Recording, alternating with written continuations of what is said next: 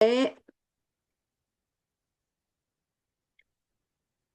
지금부터 서부 지중해 기항지에 대해서 수업을 시작하도록 하겠습니다.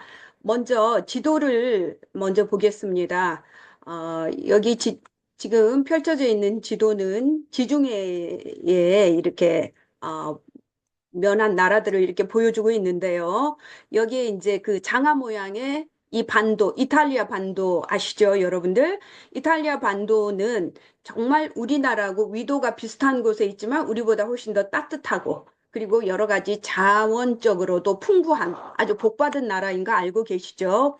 그리고 세계인들이 가장 이렇게 가고자 하는 그런 크루즈 코스가 이쪽에 많이 이렇게 집중되어 있죠. 그래서 이탈리아 반도를 중심으로 해서 오른쪽에는 이렇게 그 그리스하고 그리스의 반도하고 여기 에게해에 많은 섬들이 보석 같은 섬들이 놓여 있고요. 그 위쪽으로는 크로아티아가 있습니다. 그래서 이 크로아티아, 슬로베니아 이쪽에 요 해안을 우리가 아드리아 해안이라고 하죠. 그래서 이쪽을 우리가 동부지중해라고 합니다. 그래서 이탈리아는 이렇게 그 아드리아해를 끼고 있는 항구를 이렇게 기항지로 해서 이렇게 동부지중해 상품도 이렇게 많이 이렇게 만들어져 있고요.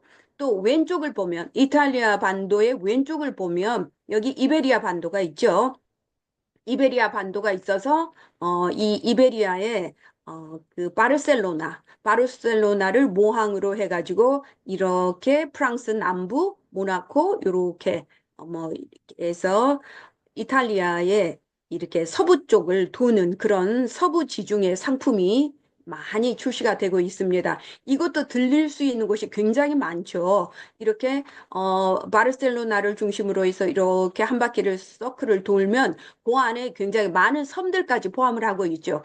예를 들어서 여기에 있는 시실리 섬이 있고 그다음에 지금 보면 크루즈 상품이 사르데냐 지역을 가는 상품이 그렇게 많지는 않은 것 같지만 여기도 아마도 상품화 되지 않을까라는 생각이 들고요. 그 다음에 여기 팔마 이쪽 많이 가고 있고, 그 다음에 그 팔마를 가기 전에 팔레르모 밑에, 그러니까 이 그 시실리 섬 밑쪽에 몰타 섬이 또 있어요. 그래서 몰타가 요즘에 굉장히 떠오르는 새로운 아주 관광지로서 우리 한국 분들 중에서도 몰타를 자기의 버킷리스트에 넣고 있는 분들도 제가 주변에서 많이 봤습니다. 그래서 이런 도시들을 우리가 오늘 한번 살펴보도록 하겠습니다.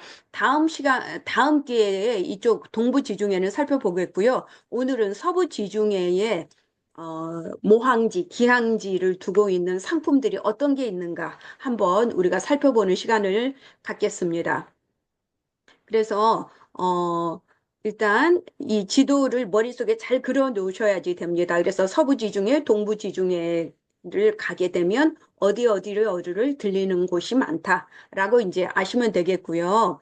우선 이걸 위해서 이렇게 막연하게 가는 것보다는 이 현재 판매되고 있는 상품들이 주로 어떠한 도시들을 들러서 가고 있는가를 우리가 한번 또 살펴보는 시간을 갖도록 하겠습니다. 자, 다른 화면을 제가 보여드리겠습니다.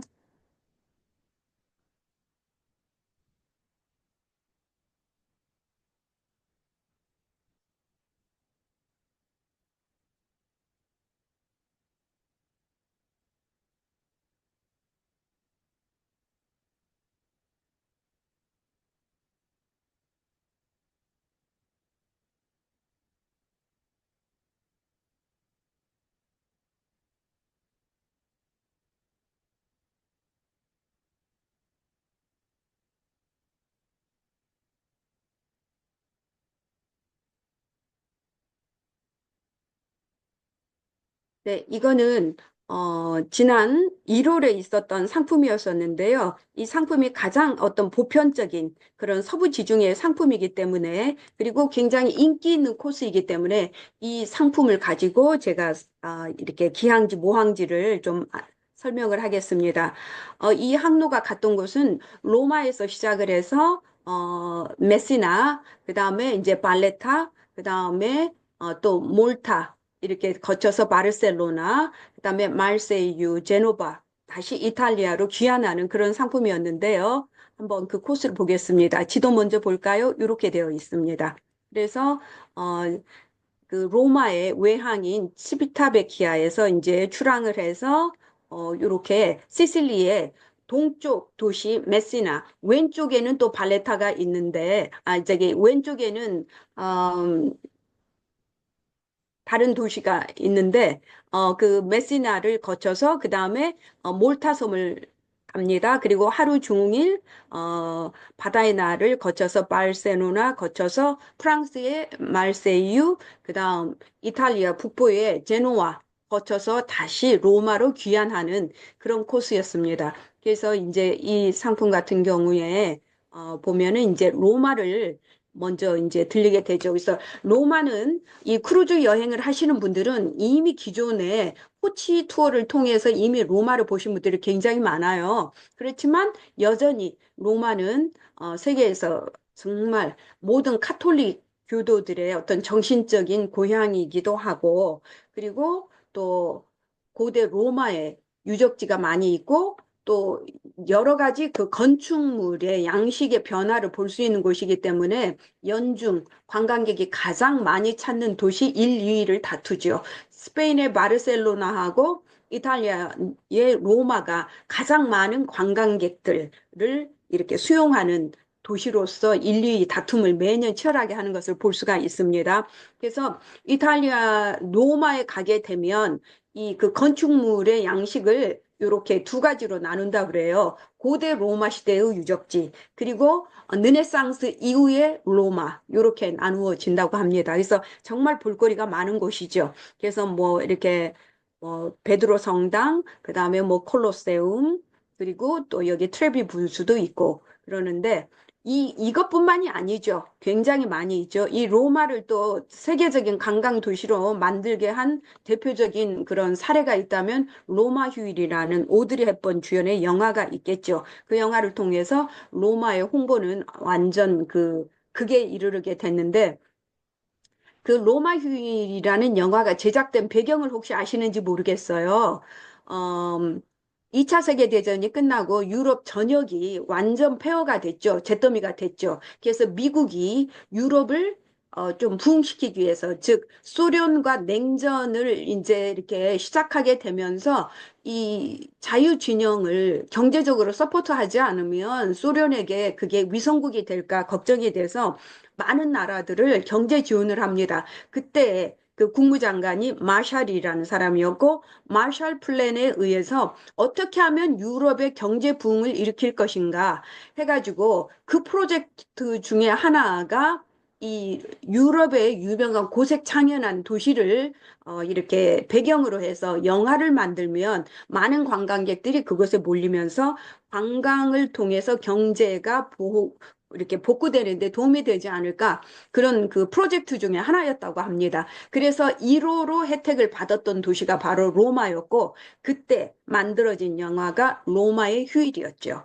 네, 그래서 오드리 헵번이 이제 그 유력한 그 왕위 계승자로서, 왕녀로서 그 이탈리아를 방문하는 그런 이야기인데, 그러니까 가상의 국가의 공주인 거죠. 근데 그 계획이 너무 대성공을 이루어서 오드리 헵번이라는 아주 배우도 탄생이 됐고 로마가 아주 유명한 그런 관광 도시가 되게끔 하는, 네, 크게 기여를 했죠. 예, 그래서 이런 로마를 가면 볼 게 굉장히 많죠. 그리고 이탈리아에 이제 그 시실리 섬을 가게 됩니다. 그래서 이제 메시나를 가게 되면, 메시나가 유명한 이유는 뭐냐? 시실리라는 그 섬이 유명한 거죠. 시실리 하면 여러분 잘 알다시피 마피아의 본고장이죠. 본래 마피아라는 것은 강력 범죄단이라는 뜻의 이탈리아어에서 나왔다고 합니다. 그래서 마피아가 일종의 그 본래는 보통 명사였던 것이 이제 고유 명사화 돼버린 거죠. 그래서 이 메시나에 가면 그런 대부 영화의 어떤 촬영지 이런 것으로서도 이제 이름이 있고, 이 도시 경관 자체가 굉장히 아름답기 때문에 그 자체만으로도 굉장히 많은 관광객들을 끌어모으고 있는 것을 볼 수가 있습니다. 그리고 이제 메시나도 메시나를 통해서 이제 시칠리아인들의 모습, 거기 가 보시면 이제 아시겠지만 굉장히 시실리 섬 자체가 척박하죠. 척박하기 때문에 그들이 미국에 이민을 가서 이탈리아계들이 이렇게 벌어먹고 살 게 없으니까 쉽게 할 수 있는 거, 자본도 없이 할 수 있는 게 그런 범죄, 이런 일을 통해서 불법적인 수단을 통해서 자기들의 경제적인 능력을 채우는 것으로 시작을 하고, 그리고 이들은 굉장히 이탈리아 사람들이 우리 한국인보다도 오히려 그 파밀리아, 그 어떤 그 가족 따지는 거, 그리고 가족이면 어떠한 실수를 해도 봐주는 거, 온정주의의 극단적인 모습이 좀 보여지는데, 그 모습이 그대로 되어 있는 게 대부라는 영화. 예, 잘 투영이 되어 있죠. 그래서 어떻게 보면 그 마피아가 사실은 굉장히 세력을 잃어가고 붕괴 직전이었었는데, 그 대부라는 영화를 통해서 마피아가 다시 복구가 됐다는 그런 얘기가 있더라고요. 그리고 대부 영화에서 마피아가 너무 좀 미화된 그런 성향이 있기 때문에 조금 위험스럽기는 합니다.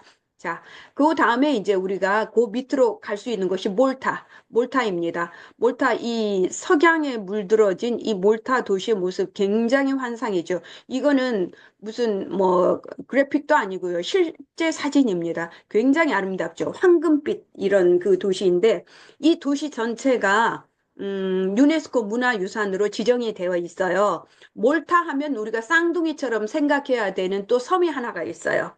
저쪽에 동부지중에 가면 로도스라는 섬이 있습니다.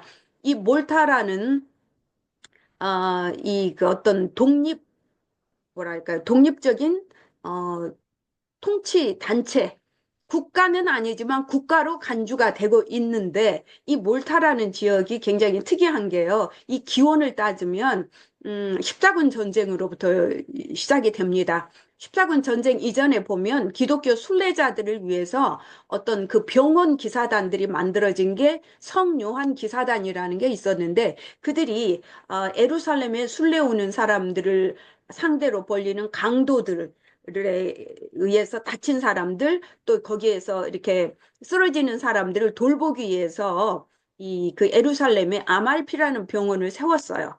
그래가지고 거기에서 그들을 잘 규율하고 돌보았는데, 여러분 알다시피 십자군 전쟁이 일어나면서 이들도 이제 칼을 쥐게 되죠.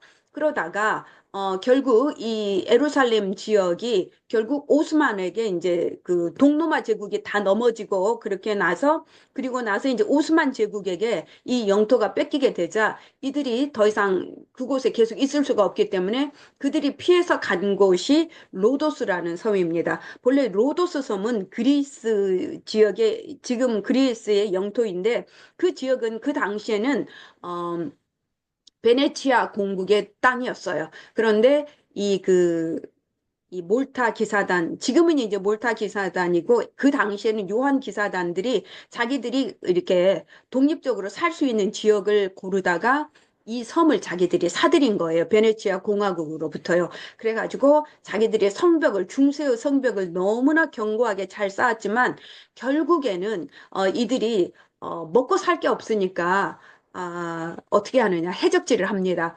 여러분, 그 로도스라는 지역이요, 굉장히 무역의 중심지입니다.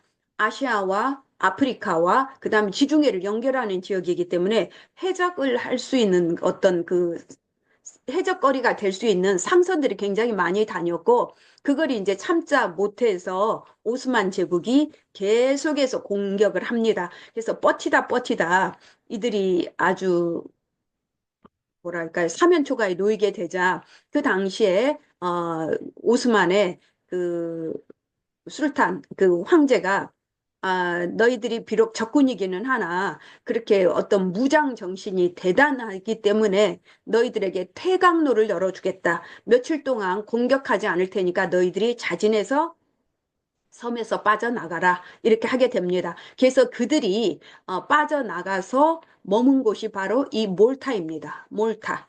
이 몰타 지역이고, 그래서 이 몰타가 마지막 그 요한 기사단의 이제 거점이 되고, 그것이 오늘날까지 와서 이곳이 몰타 기사단 이렇게 얘기를 하는데, 몰타 기사단은 그래서 요한 기사단, 뭐 굉장히 로도스 기사단, 굉장히 많은 이름을 가지고 있는데, 이 지역이 또 요즘에 또 관광지로서도 굉장히 핫하지만 또 이곳이 조세 회피 지역으로서 조금 블랙머니가 많이 들어온다. 뭐 이런 얘기도 있고 그렇습니다. 그리고 여기 몰타는 이 수도가 이제 발레타라고 하는데 발레타 이 여기에 가면 그랜드 마스터 궁전이라는 게 있어요. 이 지역에 이제 그 기사들을 통치하는 최고의 이제 우두머리가 있는데 왕이라고 하지 않고 그랜드 마스터라고 합니다. 그래서 그랜드 마스터가 사는 그 궁전이 있는데 로도스에도 그랜드 마스터 궁전이 있는데 굉장히 아름답습니다. 거기에도 굉장히 아름다운 모자이크 작품이 많이 있고 그러는데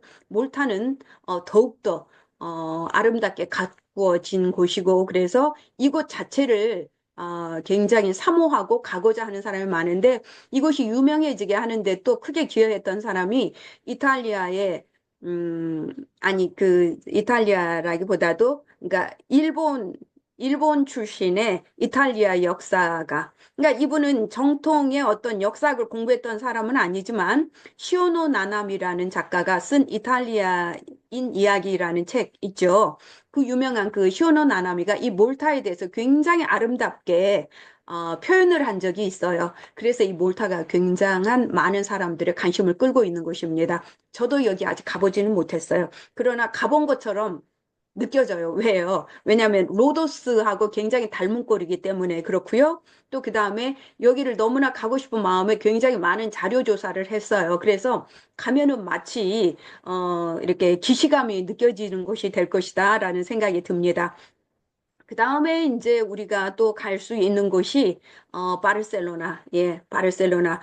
바르셀로나는 어, 말해 뭐 할까요? 정말 볼거리가 너무 많죠. 사실 바르셀로나는 하루 기항을 해가지고 보기에는 너무나 짧은 시간입니다. 시간적인 제한이 많아요. 그러나 우선 이렇게 강론적으로 이걸 먼저 보고 다음에 어, 스페인 이베리아 반도는 다시 한번 이 내륙을 통해서 다시 한번 이렇게 이렇게 훑어보는 그런 과정이 꼭 필요하리라고 생각을 합니다. 그래서 여러분 알다시피 바르셀로나 사람들의 굉장한 자부심은 유명한 건축가 가우디로부터 시작이 되죠. 그래서 바르셀로나는 가우디의 도시다. 이런 표현을 하죠. 그래서 이제 가우디는 여러분 알다시피 클림트와 함께 아르누보 양식의 대표적인 그런 건축가죠. 그래서 화가로서는 클림트, 건축가로서는 이 가우디를 두는데 이 가우디의 도시라고 할 만큼 가우디가 이렇게 그 건축한 건물이 7개나 세계문화유산에 지정이 되어 있다 그래요. 어떤 그 역사적인 유물이 어떤 유네스코 세계문화유산으로 지정되는 경우는 뭐 일반적이고 보편적인 일입니다만은 어, 어떤 개인이 건축한 건물이 그것도 한 개도 아니고 7개나 유네스코에 등재되어 있다라는 것은 이 가우디가 얼마나 천재적인 건축가인가 이거를 우리가 알 수 있는 거죠. 그래서 이 그림은 지금 구엘 공원의 모습이고요. 이 지역이 본래 이 타일이 유명한 지역에서 타일에 깨어진 타일을 색깔을 맞추어서 이렇게 모자이크처럼 한 이것 아주 굉장한 독특한 양식이 되고 있죠. 그리고 이제 바르셀로나를 가면 대표적인 그 어트랙션이 바로 성가족 그 성당이 되겠죠. 사그라다 파밀리아 그 성당인데 그 성당은 그 또 그 성당 자체도 또 별명이 있더라고요. 돌로 만든 성경이다. 예, 신약 성경이다. 구체적으로 얘기하면 그런 얘기를 해요. 왜냐하면 이 그 성당 자체가 예수님의 생애, 탄생에서부터 재림까지의 어떤 그 모습을 이렇게 표현한 거고요. 그래서 성당 내부에 들어가면 가운데에 예수님이 계시고 오른쪽에는 성모 마리아가, 왼쪽에는 그 육신의 아버지셨던 그 유- 저기 요셉이죠? 요셉 맞죠? 예, 요셉의 그 육신의 아버지의 모습을 이렇게 하고 있어서 그래서 그 성가족 성당이라는 별명이 붙어 있는 성당이라고 합니다. 그 외에도 볼 게 많죠. 굉장히 많은 그 개인들에게 지어준 주택들이 굉장히 많이 있습니다. 그래서 여기는 정말 며칠 있으면서 봐야지 되는 도시가 되겠고, 그 다음에 람블라스 거리. 이 도로에 많은 카페와 어떤 레스토랑이 즐비하게 있고, 그 다음에 거기에 끝에 가면 대서양 바다가 이렇게 아주 쫙 펼쳐지는 곳, 굉장히 아름다운 그 도시를 우리가 또 바르셀로나를 또 들러볼 수가 있고요. 그 다음에 이제 프랑스로 넘어가게 되면 말세유를 가게 됩니다.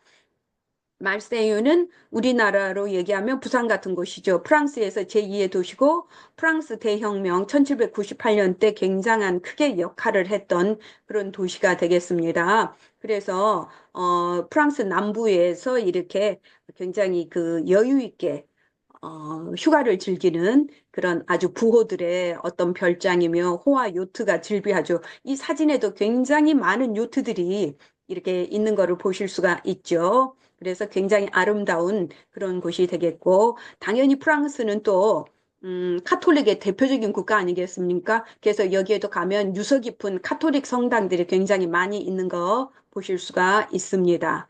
그리고 이제 또 그 다음에 이제 가면, 이제 조금 있다가 또 프랑스 도시 몇 개를 더 소개를 할 겁니다. 그거는 다른 자료에서 보도록 하고요. 그 다음에 이 상품에 따른 코스를 가게 되면 이제 제노바로 들어가게 됩니다. 제노바 혹은 제노아라고도 하는데 여기는 이제 유명한 그 인물이 또 콜럼버스가 있죠. 콜럼버스의 고향입니다. 콜럼버스는 신대륙을 발견한 사람인데 이 신대륙을 발견하는데 도움을 주었던 사람이 음, 스페인의 여왕 이사벨라 여왕이죠. 그래서 이 사람이 그 스페인에서부터 탐험을 시작을 했기 때문에 콜럼버스를 스페인 사람으로 알고 있는 분들이 제법 계시는데 그렇지 않습니다. 본래는 이탈리아의 선원이었었어요. 그런데 자기가 이 탐험의 의지가 있지만 자기를 이걸 재정적으로 지원해 줄 사람을 찾아간 곳이 바로 스페인이었습니다. 그래서 이제 그 스페인 이사벨라 여왕에게 충성을 했고 이렇게 했었던 인물인데 그래서 여기 가면은 이제 뭐 콜럼부스의 생가 박물관도 있고 그런 것도 있지만 도시 자체가 아기자기하고 예쁜 곳이어서 거기에 이제 광장을 둘러보거나 아름다운 무슨 그 카페들 그다음에 조그만 기념품 가게들 뭐 레스토랑 뭐 이런 것들이 굉장히 많이 있고요. 그다음에 르네상스 시절에 지어진 궁전 이런 것도 있고 박물관들이 참 많아요. 이탈리아에 가면 작은 도시에도 박물관들이 굉장히 많기 때문에 볼거리가 굉장히 많습니다. 그래서 자기 취향껏, 그러니까 자유여행으로 가시면 자기의 이제 그 취향에 맞게 이렇게 선택해서 가시면 되겠고, 패키지로 가면 가장 인기 있는 곳들, 가고자 하는 곳들을 모음으로 해가지고 패키지로 둘러보실 수 있는 곳이 되겠습니다. 그 다음에 이제 로마로 돌아오게 됩니다. 그 로마에 들어오게 되면 그러니까 이 상품 같은 경우는 로마 인 아웃이기 때문에 로마를 두 번 들리게 되죠. 그래서 처음에 갔을 때는 로마 도시 자체를 이렇게 좀 둘러보는 것이고요. 그다음에 두 번째 로마 방문 때는 로마에서 약간 떨어진 곳을 둘러보는 그런 상품이 많이 있습니다. 특히 이 티볼리 그러니까 로마 북쪽으로 약 1시간 정도 차량으로 이동하면 갈 수 있는 곳인데 여기도 유네스코 세계문화유산에 등재된 르네상스 시대의 아름다운 정원이 있는 곳으로 유명합니다. 빌라 데스테라고 하는 곳인데 이 사진에 보면 굉장히 아름다운 모습이죠.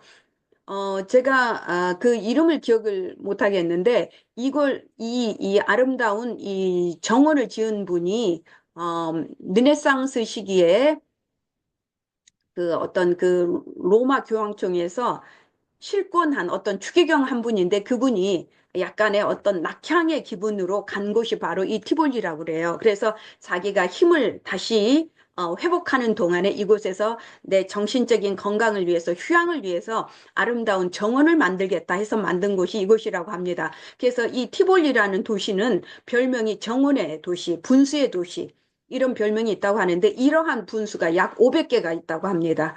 그런데 놀라운 거는 이 분수가 굉장히 위로 솟구치잖아요. 그런데 이것을 오늘날의 기술로 하면 모터를 이용을 해서 뭐 100m까지도 쏘아 올리고 막 이런 거 있잖아요. 근데 이때는 그런 기술이 없었기 때문에 이걸 어떻게 했느냐.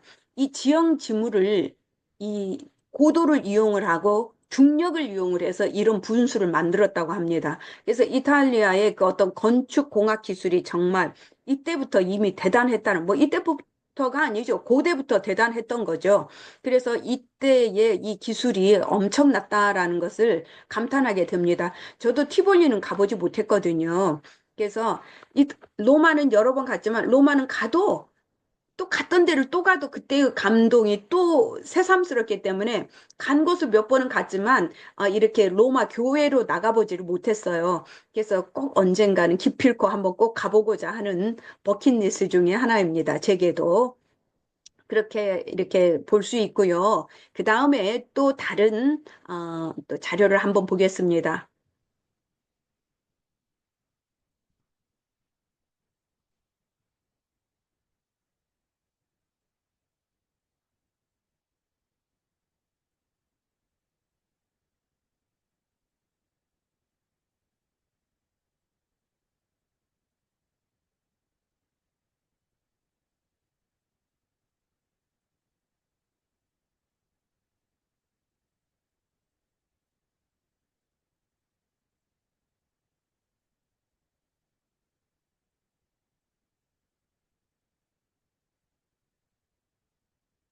이 상품을 보면은요, 어,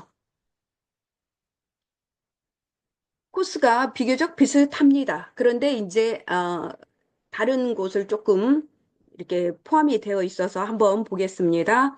여기 이 상품은 바르셀로나에서 시작을 해서 팔마 데 마요르카를 가고요. 그다음에 말세유 거쳐서 라스페치아, 그다음에 로마, 나폴리 까지 갔다가 다시 바르셀로나로 돌아가는 그런 코스거든요. 예, 그래서 여기에서 이제 그 팔마 데 마요르카하고 그다음에 라스페치아를 조금 설명을 좀 하고자 합니다. 팔마 데 마요르카는 이제 그 스페인의 섬이죠. 그래서 스페인의 스페인이 가지고 있는 지중해에서 가장 큰 섬인데 이제 팔마라는 것이 그 영어로 말하면 그 팜트리 이런 것이 되겠습니다. 그래서 마요르카의 이제 수도가 되겠는데요. 이 팔마 데 마요르카에 가게 되면 이 도시 자체도 굉장히 아름답고 유서가 깊어요. 특히 팔마 데 마요르카 같은 곳은 자료를 좀 더 보여드릴게요.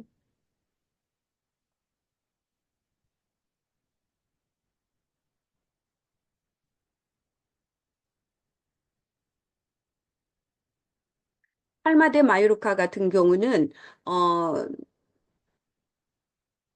그 굉장히 그 자연 치유적인 효과가 큰 그런 풍광이 있어서 그러는지 그 쇼팽하고 그 조르드 상드라는 그 연인이 와서 요양을 했고 그랬다고 합니다. 그리고 여기 팔마 데 마요르카의 그 대성당 팔마 대성당도 역시 가우디가 이 건축에 참여를 했다고 합니다. 그래서 굉장히 가우디의 어떤 숨결이 이곳에서 느껴지는 곳이고 이제 그 마요르카 하면 우리 한국인들에게는 굉장히 또 인연이 깊은 그런 곳이 되겠습니다. 우리 한국인이 이 마요르카에서 두 분이 아주 유명해요. 한 분은 돌아가셨고 한 분은 지금도 살아 계신 분인데 먼저 돌아가신 분 얘기를 하자면 안익태 선생. 안익태 선생이 이곳에서 이렇게 상당히 많은 기간을 거주하고 여기에서 돌아가셨던 곳입니다. 그러면 안익태 선생은 안익태 선생이 누군지 아시죠? 우리나라 애국가를 작곡하신 분이죠. 그런데 이분이 어떻게 해서 여기를 가게 됐는가 하면 그 독일에서 이렇게 음악 공부를 하고 그러다가 클래스메이트 중에 스페인 귀족 출신의 여성과 사랑에 빠졌다 그래요. 그래서 그 여인과 결혼을 했고 그분이 이곳 출신이어서 이곳에 나중에 정착을 했다고 합니다. 그래서 이 지역에서 상당히 그 명망을 얻고 생활을 했다고 그래요. 그래서 존경을 받아서 그러는지 여기에 가면 팔마에 가면 아닉테로라는 그의 이름을 딴 길이 있어요. 그래서 우리 한국 관광객들이 가면 거기에 가서 묘지까지도 가시는 경우도 있고, 뭐, 이제 안익태 선생이 일종의 그 친일 논란 행적이 있어서, 뭐, 나는 별로 가고 싶지 않다. 그러면 안 가시는 분들도 계시고 그렇습니다. 그래서 우리 한국이라는 이름을 조금 알리는데 좀 기여하신 공만은 확실한 것 같습니다. 그리고 이제 그분은 돌아가신 분이고 살아계신 분 중에 또 이 그 한국의 이름을 알리신 분이 있어요. 누가 있느냐? 분이라고 하기에는 좀 젊습니다. 예, 지금 아주 활발하게 활동하고 있는데, 이강인 선수, 축구 선수 이강인 선수가 이 마요르카 팀의 축구 클럽에 한때 선수로 활약했던 적이 있습니다. 그래서 이쪽에 가면 한국인에 대한 어떤 그 호감이랄지 이런 것이 상당히 있다라고 보실 수 있겠습니다.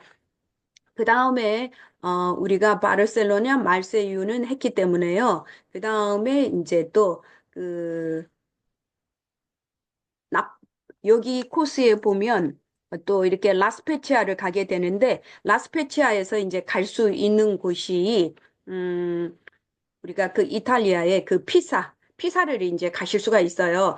여러분들 우리 피사는 우리 중고등학교 때 책에서 굉장히 많이 봤던 것이죠.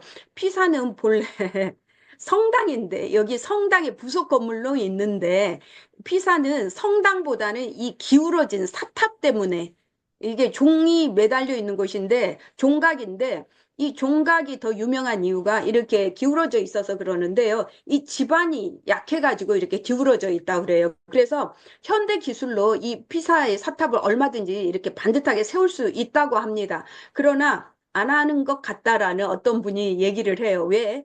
이 기울어진 것 때문에 너무나 많은 관광객들을 끌어모으고 있는데 이게 반듯하면 더 이상 의미가 없어서 예. 관광객들이 줄어들지 않을까라는 생각에 일부러 반듯하게 세우지 않는다. 이런 말이 있어요. 믿거나 말거나. 예, 그런데 저는 진짜 어렸을 때, 초등학교 때 피사의 사탑을 배우게 되면 피사가 지방 이름인 거는 알았지만 사탑 자체가 무슨 고유명사인 줄 알았어요. 근데 사가 기울어질 사잖아요. 기울어진 탑이라는 얘기예요. 그러면 이제 만약 이걸 반듯하게 세워버리면 사탑이 아니라 피사의 탑, 종탑 이렇게 되면서 이름이 바뀌면서 어떤 그 고유성이 약간 훼손되지 않을까라는 생각이 듭니다. 그래서 이제 이거를 볼 수가 있는데 사실 이것 때문에 가는 거고 이 성당도 사실은 근데 성당 본체도 굉장히 아름다운데 이 사탑에만 사람들이 가고 성당은 그냥 지나쳐 버리는 관광객들이 많은 거를 볼 수가 있습니다. 그리고 이제 또 나폴리. 예, 나폴리는 정말 말해 무엇 하겠습니까? 나폴리는 세계 3대 미양 중에 하나이죠. 세계 3대 미항이 어딘지 아시죠? 네. 나폴리 당연히 들어가겠고요. 그 다음에 호주의 시드니가 있고요. 그 다음에 또 브라질의 리오데자네이로. 네, 여기에다가 저는 4대 미항을 꼽으라고 하면 우리나라의 통영을 넣습니다. 저는 진짜 통영이 동양의 나폴리다라는 말이 있을 정도로 굉장히 아름답다고 생각을 합니다. 네, 그래서 이탈리아 나폴리 가게 되면 굉장히 정말 그런데 저는 사실 나폴리가 아름답기는 한데 정말 3대가 될까 하는 생각은 조금 들었어요. 시드니 아름답고 리오데자네이루 아름다운 거는 정말 인정하겠는데 나폴리는 거기에 비하면 조금 떨어진다라는 생각이 좀 듭니다. 그러나 어쨌든 아름다운 거는 사실입니다. 그리고 이 나폴리를 가게 되면 나폴리에만 머무는 게 아니라 그 밑으로 조금씩 더 이동을 해서 폼페이, 예, 폼페이라고 그래서 고대의 도시였는데 거기가 큰 그 베수비오 산이 화산 폭발하면서 도시가 덮여서 잊혀졌다가 지금 발굴되고 있는 그 도시. 거기 폼페이를 갈 수가 있고, 그 다음 조금 더 내려가면 소렌토, 를 볼 수가 있습니다. 그 유명한 이탈리아 가곡 도라우라 소렌토. 예, 굉장히 아름답습니다. 그래서 나폼소 이러한 도시들을 볼 수가 있습니다. 그리고 이것 말고도요. 또 우리가 프랑스를 가게 되면 깐느를 가기도 합니다. 깐느를 들리는 상품도 많아요. 깐느 하면 유명한 것이 깐느 영화제죠. 그래서 영화제가 열리는 그 건물도 일반인들이 이렇게 정말 기념 촬영할 수 있도록 레드 카펫이 깔려져 있는 상태로 그거 볼 수도 있고, 그 다음에 또 아름다운 쇼핑 거리도 이렇게 들릴 수 있고요. 깐느 가게 되면 거기에서 유명한 그 리비에라 해안의 유명한 그 휴양지 니스도 들리실 수 있고, 그 다음에 또 모나코도 들리실 수가 있어요. 그러니까 여유로운 시간은 아니지만 이렇게 조금씩 이렇게 들리실 수 있죠.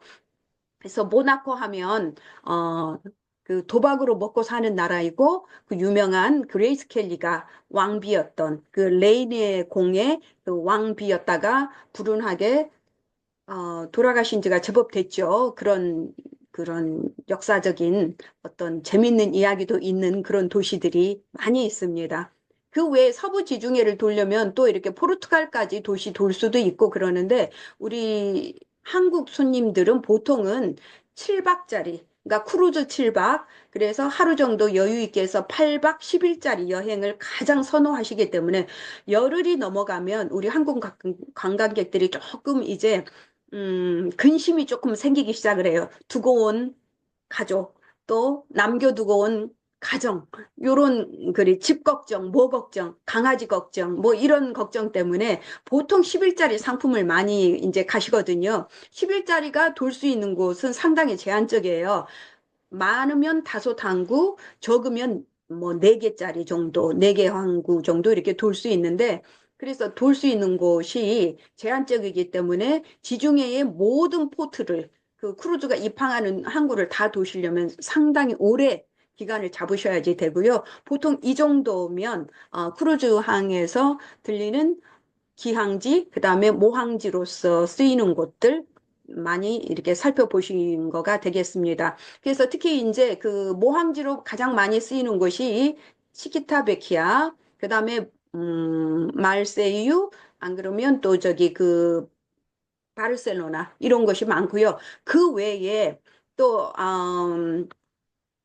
라스페치아 같은 곳에 가셔서는 그 피사 대신에 뭐 이렇게 칭케테레라고 해가지고 대한항공 승무원 출신들이 뽑은 죽기 전에 꼭 가봐야 되는 가장 아름다운 10대 도시 중에 하나로 꼽힌 곳이 있어요. 칭케가 음, 그 다섯이라는 뜻이고요. 테레가 땅이라는 뜻이고 그래서 5개의 마을이 기차를 타고 쭉 이동할 수 있는 그런 그 마을이 있습니다. 마을마다 약간의 색깔이 조금 다르기는 하는데 칭케테레의 5마을을 다 돌기는 힘들고 보통 3군데 정도, 2군데 정도 이렇게 구경하실 수 있는 코스가 있습니다. 그래서 이제 그 내리는 기항지에서 내가 어느 쪽에 갈 건지 선택은 이제 자유여행으로 가시면 이제 본인이 알아서 선택을 하시면 되고, 그 다음에 우리가 패키지 상품으로 이렇게 기획을 할 때는 손님들에게 이제 그거를 조금 의사를 타진해 볼 수가 있죠.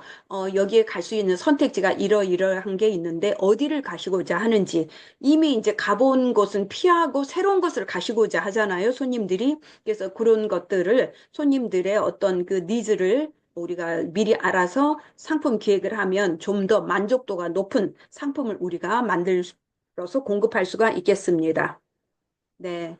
또, 많은 곳이 있지만 이 정도 하고요. 다음 기회가 되면 또 서부 지중해를 또 살펴볼 수 있는 기회가 있으면 또 더 많은 도시 함께 살펴보도록 하겠습니다.